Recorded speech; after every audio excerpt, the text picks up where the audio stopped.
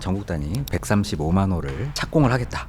숫자는 시장을 좀 압도할 수 있을 만한 이런 규모이긴 하지만 바로 그 다음 날부터 부동산 가격이 또 오르기 시작했죠. 최근 3년 동안 모든 공급이 지금 올스톱된 상태예요. 내년, 내후년 계속 입주 물량이 반토막, 반반토막이 지금 나는 게 이제 명확한 거죠. 집은 있지만 내가 살고 싶은 집은 별로 없다. 정답이에요. 가야 되는 거 아니에요? 네. 서울의 역세권의 대단지의 신축 아파트가 지금 부족한 거예요. 네, 반갑습니다. 황현입니다. 오늘도 서울의 다양한 부동산 정책을 가장 정확하게 풀어보기 위해 전문가들 모셔보고 이야기 나눠보도록 하겠습니다. 저는 서울시 부동산 정책을 맡고 있는 정종대 센터장입니다. 반갑습니다. 네, 안녕하세요. 단국대학교 도시계획 부동산 학부에서 학생들을 가르치고 있는 정재훈입니다. 자, 먼저 정부가 서울에 집을 짓기 위해 국공유지 공급 정책에 대해서 좀 이야기가 많이 나오는 것 같아요. 그러니까 이번에 큰 15 정책 이후로 연말쯤에 공급 정책까지 내는 것을 이야기하겠다. 이런 식으로 좀 흐름이 전체적으로 그림이 그려져 가고 있는 분위기인 것 같아요. 심지어 그린벨트를 푼다는 얘기가 슬슬 나오고 있고 LH가 직접 시행까지 하겠다고 나섰는데 어떻게 보세요? 이 정도 공급 정책이면 충분하다라고 저희가 좀 생각을 해야 되는 겁니까? 일단 97 대책이 현재 나와 있죠. 거기에 이제 화려하게 조금 숫자가 나왔습니다. 전국 단위 135만 호를 착공을 하겠다. 국공유지뿐만 아니고 서울 같은 경우는 이제 서리풀 그리고 이제 정부가 갖고 있는 공공기관들 유휴부지들을 합쳐가지고 지금 새롭게 도심 내에서도 물량을 뽑아내려고 하고 있고요. 3기 신도시도 빠르게 진행을 하려고 하고 있습니다. 근데 이러한 정책들이 실은 예전부터 이야기됐었던 아니, 것들이에요. 3기 신도시는 얘기가 언제부터 하는 거예요? 이제 그런 것들을 조금 더 빨리 착공을 해가지고 실질적인 어떤 공급의 입주 물량으로 느낄 수 있게 하겠다라는 게 이제 97 종합 대책인데요. 네. 문제는 이 97 대책을 딱 발표하고 나서 바로 그 다음 날부터 부동산 가격이 또 오르기 시작했죠. 너무 빨리 올랐어요. 네, 시장의 반응이 냉랭했던 거죠. 그렇죠. 왜냐면 딱 뚜껑을 열어보면 숫자는 135만 호로 굉장히 시장을 좀 압도할 수 있을 만한 이런 규모이긴 하지만 하나하나 따져보면 여태까지의 계획을 그냥 정리한 수준이고 거의 어떤 생각이 드냐면 그 공급 정책을 보고 커뮤니티나 이런 데 올리시는 거나 이런 거 보면 안 될 것 같다. 이게 될까? 라는 생각을 많이 하신 것 같아요. 그래서 직접 이제 부동산 시장에 뛰어드신 분들, 그 정책까지 보고 부동산 시장으로 뛰어드신 분들이 꽤 많았다. 그래서 그때부터 부동산이 꽤 크게 상승 구간으로 들어갔다라고 좀 생각이 되어지더라고요. 근데 이제 서울 같은 경우에는 이제 매년 순유입 인구도 있고요. 그리고 신규 수요가 계속 쌓이는 이런 구조다 보니까 네. 수요 누적 속도를 이제 공급이 지금 따라가지 못하고 있는 상황이에요. 그래서 전국적인 부동산 가격은 안정적일지 몰라도 지금 서울은 계속 폭등장이 지금 펼쳐지고 있는 상황이죠. 알겠습니다. 이 공급 정책에 대해서 어떻게 보십니까? 일단 네. 97 대책 내용에 있어서 이제 공급량 이런 부분에 대해서 충분히 공감하고요. 많이 고민하면서 정부에서 대책을 냈다.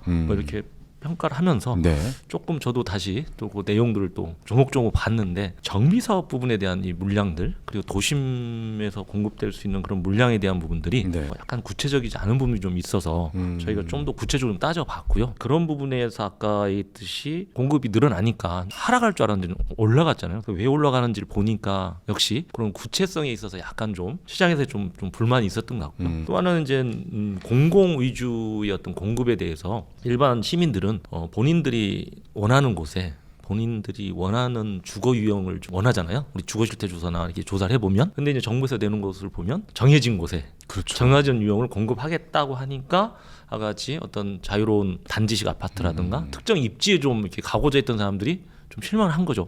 내가 원하는 위치에 내가 원하는 유형이 아닌 여기에서 약간 좀 미스매치가 발생한 거 아닌가 그런 생각을 좀 해봅니다. 그러니까 그런 생각을 하는 게 뭐냐면, 그러니까 결국에 내가 살고 싶은 집이 있잖아요. 사실 말씀드리면 이제 그 부분에 재개발 재건축 양도 같이 이렇게 좀 디테일하게 폼에 담아서 구체적으로 어디에 얼만큼 이런 것들이 좀 같이 중앙 정부가 추구하는 양, 그다음에 서울시가 발표했던 내용들 있잖아요. 그걸 섞어서 이렇게 같이 좀 해줬으면 실제로 정비사업 물건이 나오거든요. 근데 그런 부분들이 너무 이렇게 한 줄로 쭉 뭉근들여서 도심지 주택 공급 몇만 원이니까 이제 일반인들은 이게 뭐 다 LH 건가 이게 오해도 생기고요. 그렇죠. 다 그런 LH 생각하시는 분 많아요. 네. 네. 분명히 민간 부분이 있는데 디테일하지가 않았어요. 그런 부분을 조금 서울시에 있는 민간 정비 사업도 이만큼 포함돼 있다.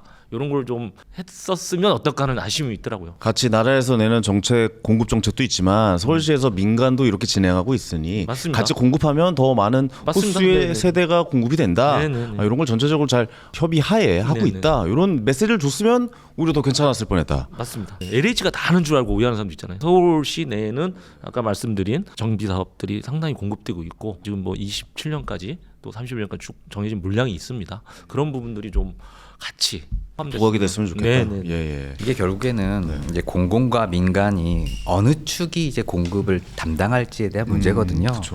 여태까지는 보면 한 100이라고 했을 때 이제 민간이 담당하는 부분이 80, 90입니다. 공공이 10이에요. 왜냐하면 이게 집 한 채 짓는데 이게 재정이 굉장히 많이 들어갈 수밖에 없어요.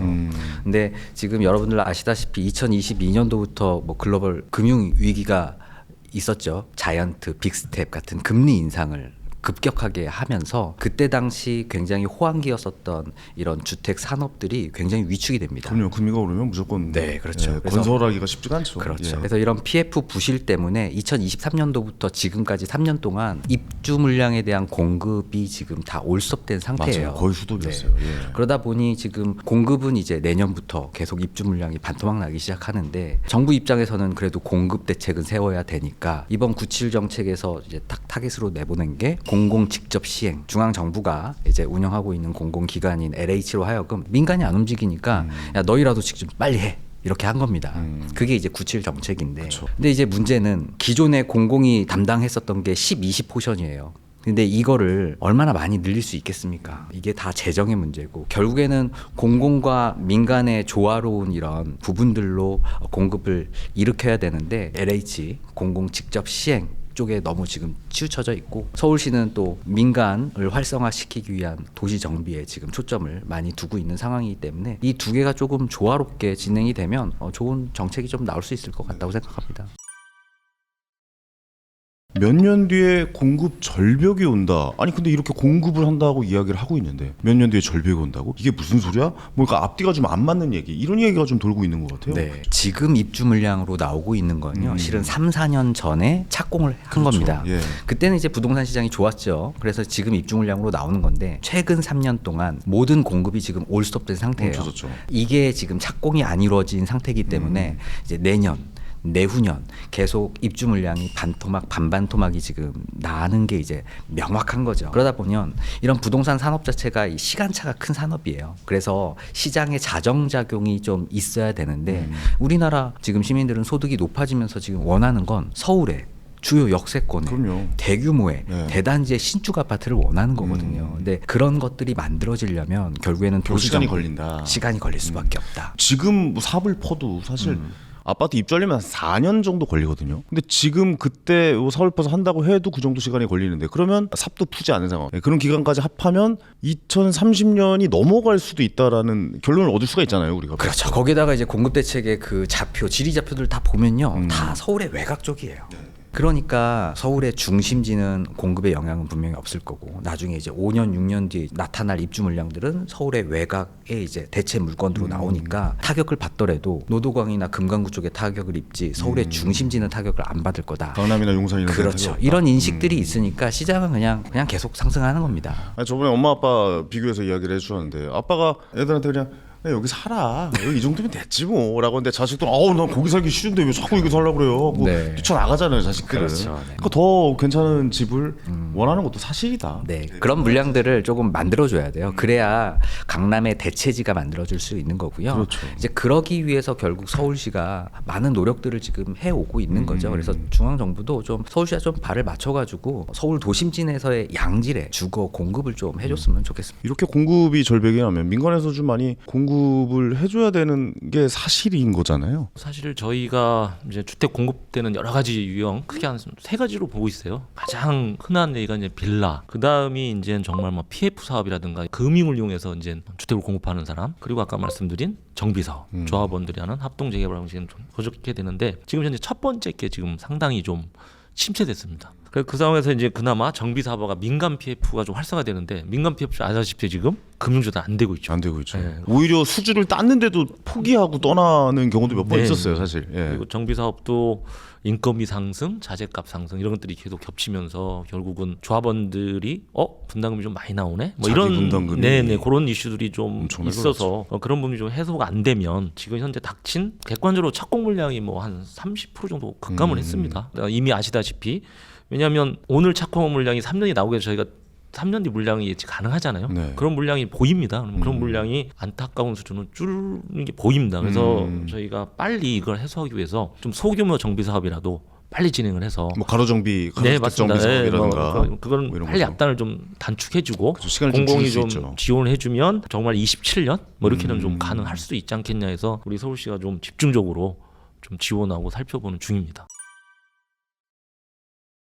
이거 한번 팩트 체크 한번 해볼까요? 많은 분들이 생각하시는 거 보면 서울에 집 이렇게 많은데 빈집도 많고 뭐 이렇게 자꾸 공급하겠다고 난리야. 그게 진짜로 서울에 집이 좀 부족한 상황입니까? 이거? 여전히 서울은 빈집이 있긴 있습니다. 근데 문제는 그런 빈집의 문제가 아니고요. 실은 이제 미래 입주 물량에 대한 부분들이 좀 부족해지는 그런 가능성이 가장 문제입니다. 이 말을 좀 쉽게 풀어 설명해 주면 약간 그런 거 아닙니까? 집은 있지만 내가 살고 싶은 집은 별로 없다. 정답이에요. 그래서 서울의 역세권의 대단지의 신축 아파트가 지금 부족한 거예요. 그쵸. 그 부분을 좀 빠르게 만들어줘야 되는데 결국은 이제 정비 사업으로 이런 내가 살고 싶은 집을 그렇죠. 만들어낼 수가 있는데요. 내가 살고 싶은 집이 별로 없는 거잖아요. 맞아요. 새 아파트에. 다들 이제 그런 걸 원하는 거예요. 좀 그런 게 또 많이 만들어야지만 강남의 이런 아파트들의 대체 수요로서 집값 자체가 또 낮아질 수 있는 가능성이 있거든요. 근데 일단 정비 구역을 지정하는 데만 이게 또 5년 이상이 걸립니다. 근데 구역 지정이 돼도요. 조합에서부터 사업 시행 인가에서부터 철거까지 하는 데만 해도 5, 6년이 걸려요. 네. 그리고 또 공사 기간만 4년이잖아요. 그래서 이렇게 18년 이상이 걸렸었던 이런 부분들을 지금 서울시에서 좀 빠르게 단축을 해서 한번 해보겠다. 사람들은 대단지에 신축 아파트에 살고 싶었던 거야. 자, 지금 당장에는 입주 물량이 안 되겠지만 지금이라도 공급 대책을 차근차근하게 좀 준비를 하는 게 좋겠다. 그렇게 생각했대요. 알겠습니다. 이 집에 대한 또 정책을 만드시니까 정확한 좀 수치가 나온 게 있나요? 서울시에 대한? 객관적으로 우리가 쓰고 있는 게 주택 보급률인데요. 역시 서울이 100%가 안 돼 있습니다. 그쵸. 뭐 안타까운 현실이고요. 근데 저는 객관적인 주택 보급률, 주택 총량적으로 좀 부족한 게 사실이라는 걸 먼저 지적하고 좀 전문 용어로 서울시의 자가 비율이 자가 거주, 그러니까 자기 집에서 사는 비율이 한 40% 초반대입니다. 50%도 안 되는 안 됩니다. 그리고 그럼 자가 보유율은 조금 높아요. 그 역시도 한 7% 이렇게. 그 말은 뭐냐면 집 총량의 수도 중요하지만 자기 집에 자기가 거주하는 비 낮다 보니 한마디로 주거 안정성이 많이 떨어지는 거죠. 그럼 결국 임대차 시장이 불안한 거고. 네. 그래서 그 부분을 좀 잡아줘야 되는 필요성이 있고요. 뭐 무조건 주택을 100% 공급한다고 해서 뭐 안정화된 보통 한 120%가 이제 목표치인데 어쨌든 지금 현재 서울의 문제는 60% 가까이가 자기 집이 아닌 데 살고 있다. 그러니까 상당히 뭐 빈집을 떠나서 되게 이제 주거 안정성이 떨어지는 거죠. 소위 말하는 뭐 어반 노마드라고 그러죠. 유목민 같은. 근데 또 전국 수치는 틀려요. 전국은 또 60%가 자기 집에 살아요. 40만 세입자고. 그리고 서울은 좀 다른 이런 양상이 있다 보니 뭐 빈집 문제 이것도 이제 서울의 빈집은 완전히 다른 양상이다. 근데 아까처럼 뭐 집이 남아도냐 뭐 이런 이슈는 또 서울하고는 또 전혀 다른 이슈. 그래서 서울은 계속 자가율을 높이기 위해서라도 지속적인 공급이 필요합니다. 도심 내에서. 도심 내에서 네. 새롭게 아파트를 좀 바꿔가면서 새로운 뭐 다양한 개발 주거용으로 구역을 다양하게 다양하게 네네네. 아파트 플러스 새로운 주택으로 이렇게 공급량을 늘리는 게 뭐 저희 서울시의 절대절명의 상황이라고 하겠습니다. 네. 또 한편에서 또 이런 이야기가 들립니다. 시민분들이 가장 헷갈려하시는 부분 중에 하나가 서울은 왜 맨날 재건축 재개발한다라고 난리야. 그거 말이야 가지고 있는 사람만 돈 되는 거지 우리한테는 아무런 도움이 안 되는 거 아니야? 라고 생각하시는 분들도 꽤 있으신 것 같아요. 새 땅에다가 유부지나 이런 데 지어야 되는 거 아니야? 뭐 이런 이야기를 하시는 분들도 계십니다. 그런 땅들이 많으면 좋죠. 그렇죠. 예, 그런데 실은 일단 빈 땅이 서울에는 없어요. 그래서 마곡이라든지 고덕 강일지구를 끝으로 서울에서는 대규모 신규 택지 사업 자체가 지금 불가능한 상황입니다. 그래서 공급을 좀 늘릴 수 있는 현실적인 대안이요. 결국엔 노후되고 저밀도 지역을 도시 정비를 통해서 만들어내는 게 일단 핵심인데요. 뭐 이 외에도 이제 모아주택이라든지 리모델링이라든지 뭐 역세권 정비 사업이라든지 뭐 이런 것들은 보완적인 측면이고요. 가장 중요한 뼈대는 그래도 재건축 재개발을 통한 대규모 정비 사업이 결국 시민들이 원하는 그런 주거 유형을 할 수 있는 유일한 수단입니다. 서울에 유휴부지가 좀 없습니까 실제로? 거의 없죠 지금. 거의 없나요? 택지 지구도 지금 신규 택지가 없는 상태고요. 그래서 더더욱 저희가 이제 재개발 재건축에 집중하는데 더 중요한 건 뭐 통계적으로 말씀드리면 서울의 지금 재고가 아까 100% 미만이라고 했지만 더 심각한 건 연한을 좀 보면 저희가 30년 이상 된 주택 재고가 35%예요. 노후주택이 많군요. 맞습니다. 그리고 20년 이상 된 게 한 60% 되고요. 10년, 50년 이상 된 게 한 11만 원 이렇게 있습니다. 노후화된 주택의 성능은 많이 떨어집니다. 알다시피 내진, 단열 안 돼 있고요. 그다음에 관리, 유지 관리 많이 들어가잖아요. 이런 부분들을 빨리 정비를 할 수밖에 없는 게 저 현실이고 네. 또한 이런 부분은 다행히 좀 노후화하고 좀 저밀입니다.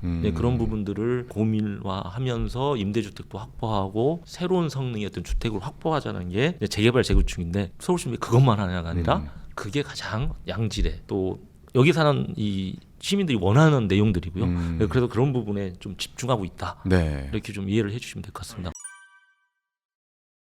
한쪽에서 이런 이야기 나와요. 아니 뭐 저쪽에 유휴부지 서울 그 용산 지나가다 보니까 몇만 평이 엄청 크잖아요. 국전무지구 있는 단지. 여기에 공급하면 어떠냐. 여기에 한 주택 한 2만 호 정도 공급하는 거 어떻다. 이런 이야기들이 좀 나오고 있는 것 같아요. 일단 뭐 좀 할 얘기는 좀 많은데요. 네, 여기 일단 지금 워낙 핫한 곳이죠. 네, 그렇죠. 용산. 이 네. 벌써 저게 몇 년째 저러고 있는 건지도 모르겠어요. 네, 그러니까 서울시가 일단 엄마가 일단 처음에 계획했었던 거는요. 업무 상업 중심의 이제 글로벌 거점 이제 핵심 공간으로 키우겠다. 이런 목적으로 시작을 했어요. 그래서 결국 도시 기능의 핵심으로 불리는 업무와 경제 활동에 좀 맞춰져 있었기 때문에 주거 단지는 대략 한 6,000호 정도로 실은 계획을 했습니다. 6,000호 정도 네. 되겠군요. 예. 근데 이제 지금 집값이 공급 부족 때문에 굉장히 올라가는 상황이잖아요. 이제 여기서 아빠가 등장을 합니다. 자기야, 빨리 여기서 그냥 업무지구 빼고 과감하게 한번 주거 지역으로 빨리 만들자 이렇게 얘기를 하시는 거예요. 엄마 입장에서는 뭐 이런 생각을 하는 거예요. 자, 지금 6,000호로 해서 지금 다 계획을 세워놨고 이전부터 다 설계라든지 뭐 정비 계획을 다 세워놨는데 아, 이미 다 되어 있군요. 그렇죠. 근데 이제 이거를 이제 2만 호로 고치게 되면 단순히 주택 수만 늘어나는 게 아니에요. 주택 수가 늘어나기 위해서는 교통, 환경, 뭐 공원, 학교 같은 기반 시설들이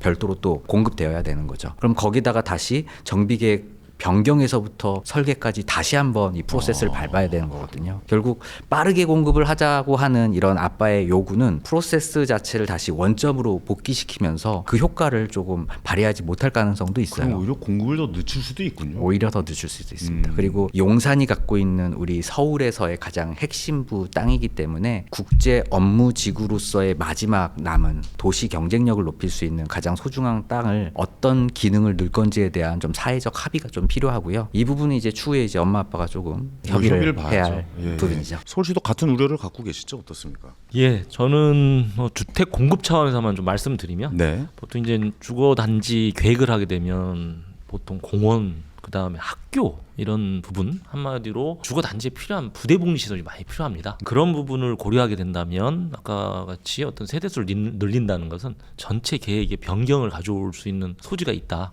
그게 판단이 되고 그게 단순히 그거에 따른 어떤 부담 이런 것에 대한 분명히 뭐 영향 평가 등등 하다 보면 당연히 좀 늘어질 수 있겠죠. 그거에 따른 어떤 그 부대 복리 시설의 부담이 상당히 크다.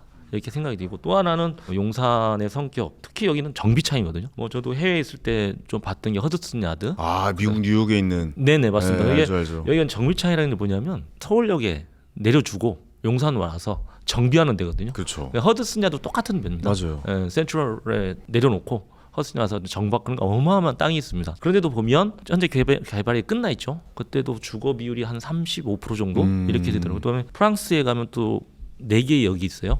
그중에 몽파르나스, 리브구시라고 했는데 거기도 제가 보니까 한 주거비율 30%. 그래서 저는 그런 정도. 그랬을 때 여기가 이제 비즈니스 중심 지역이 될 거고 또 용산이 갖는 의미는 도심, 용산, 여의도로 가는 그 핵심 축에 있잖아요. 그렇죠. 그리고 또 철도가 또 있는 곳은 비즈니스적 용도가 많이 필요합니다. 예를 들어 이제 어떤 컨벤션 기능, 그 다음에 완전 100% 육아를 위한 주거보다는 약간 정말 비즈니스적 주거. 그래서 제가 알기로도 이곳에 단순히 어떤 전용 주거가 아니라 오피스텔 같은 그런 용도를 좀 집어넣어서 가고 있는 걸 알고 있고요. 그런 부분에서 좀 더 세부적인 토지 이용 계획에서 발생하는 부담들에 대한 검토, 그 다음에 이 땅에 갖는 아이덴티티, 그리고 서울시 전체 도시공에서 설정해 놓은 기능이 있어요. 네네. 그런 기능에 맞춰서 좀 검토할 필요 있고요. 또 하나 저는 이제 주택지대에 있다 보니까 저는 무조건 주택 공급을 많은 줄 고민해 봅니다. 그렇겠죠. 그랬을 때 이곳에 빨리 여기가 착공이 돼서 서울시에서 원하는 이런 모습이 된다면 저는 그 주변을 좀 보고 있어요. 저 위에 원효로 쪽부터 네, 그렇습니다. 시작해서 여기다 착공이 돼서 비즈니스가 공급된다고 하는 순간 용산 및 서울역 사이를 보니까 지금 추진되고 있는 정비구역들이 꽤 많아요. 꽤 많아요. 예. 그럼 오히려 거기에 더 촉진이 돼서 데이터를 보니까 한 13,000호 뭐 이렇게 또 예측도 하고 있더라고요. 네. 그래서 내부에 6,000호, 외부에 7,000호, 앞에서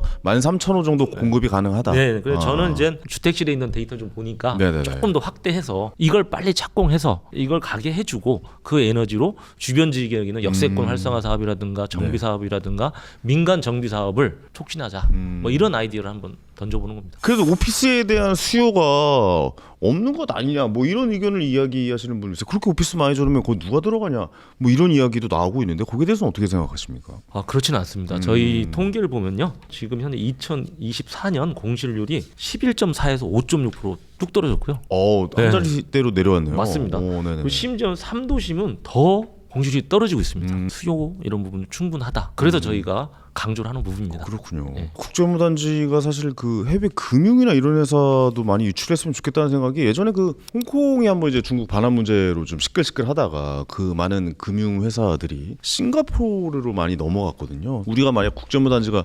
있었다면 그 수요를 우리가 다 흡수하지는 않았을까라는 생각도 뭐 부동산을 좋아하는 저로서는 가끔 한 번씩 하게 되는 내용이기도 합니다. 또 좀 질문 드려봐야 될 게 정부에서 이번에 국유재산 매각 중단 지시 있었어요. 공매라든가 이런 거를 이제 온비대사는 그런 거를 이제 이거 왜 이렇게 싸게 팔았냐 뭐 이런 이야기도 나오면서 하지 말아라 뭐 이런 이야기가 나오고 있는데 전체적인 그 그림으로 보면 결국 용산 개발에 영향을 이게 주는 거 아닙니까? 어떻게 생각을 해야 되는 겁니까? 우선 용산 사업의 핵심 구조는 민간 자본의 유입 여부입니다. 그래서 결국에는 이제 코레일이 보유한 땅을 민간에게 매각하거나 혹은 민간과 함께 공동 개발하거나 그래도 아니면 우리 IFC 사례처럼 뭐 99년 장기 임차를 해서 공동 개발 어떤 자금을 유입하는 이런 부분을 생각해 볼 수가 있는데요. 일단 매각 중단 지시가 이제 나오게 되면 자금을 유입시킬 수가 없는 거죠. 그럼 결국에는 재정으로 사업을 진행을 하거나 아니면 99년 장기 임차 같은 이런 다른 방식으로 해야 되는데 과연 민간에서 이 부분을 받아들일지에 대한 시뮬레이션이라든지 수요 니즈 같은 것들을 확인을 해봐야 되는 거죠. 결국 용산 개발이 조금 더 늦춰질 늦어지는. 가능성이 존재한다.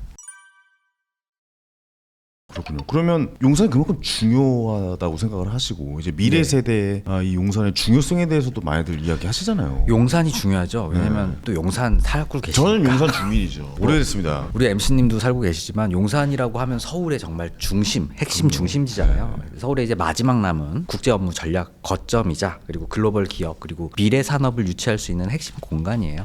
그래서 이 부분을 이제 업무 그리고 연구, 비즈니스 기능으로 채우는 게 굉장히 중요한 거죠. 그게 결국 서울의 도시의 경쟁력을 높일 수 있는 길일 겁니다. 물론 뭐 오피스, 비즈니스 이런 것들을 잘 유치하는 게 가장 좀 중요하겠고요. 필연적으로 우리가 IFC 사례를 보면 대형 오피스들이 중앙에 나타났을 때 그 뒤에 있는 CBD나 YBD, 이제 GBD가 충격을 받을 수밖에 없어요. 그래서 수요 같은 걸 좀 잘 측정을 하고 외국 자본들이 실은 우리나라의 이런 프라임 오피스를 굉장히 좋아합니다. 굉장히 우량 자산으로 보고 있거든요. 네. 세계적인 유망한 자산이라고 본다면 좀 과감하게 좀 업무 시설들을 늘려서 서울 중심에 있는 삼각축에서 가운데 용산의 업무 지구들을 만들어낸다면 중앙에서부터 시작되는 업무, 양질의 일자리 이런 것들이 결국 서울이라는 도시 경쟁력을 조금 더 세계적인 도시로 만들어낼 수 있지 않을까 이런 기대를 좀 하고 있습니다. 근데 이렇게 중요하다라고 항상 이렇게 이야기를 하고 많은 분들이 이야기를 전해주고 계신데 이게 뭐 정확하게 수치로 좀 말씀을 해주셔야 방송을 보시는 분들이 이해가 빨라지실 것 같아요. 금방 말씀하신 대로 이 사업이 이루어지게 되면 지금 이곳에 한 상주인구 한 20만 명 정도, 네.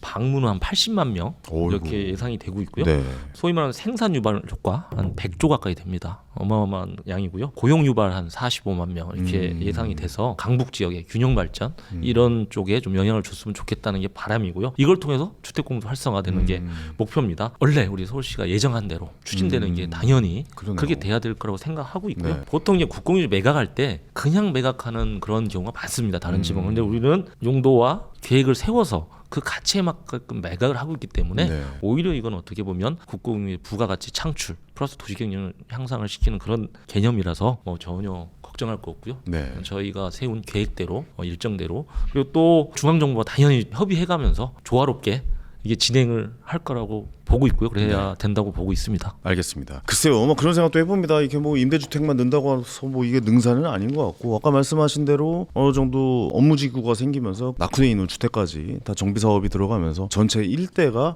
같이 좋아지는 그 효과를 그 주택은 그쪽에도 같이 공급을 해주면 된다라는 말씀을 또 해주셨으니까요. 계획대로 일이 좀 진행됐으면 좋겠다라는 의견까지 전해드리면서 오늘 방송은 여기서 마치도록 하겠습니다. 두 분 말씀 고맙습니다. 네, 감사합니다. 감사합니다.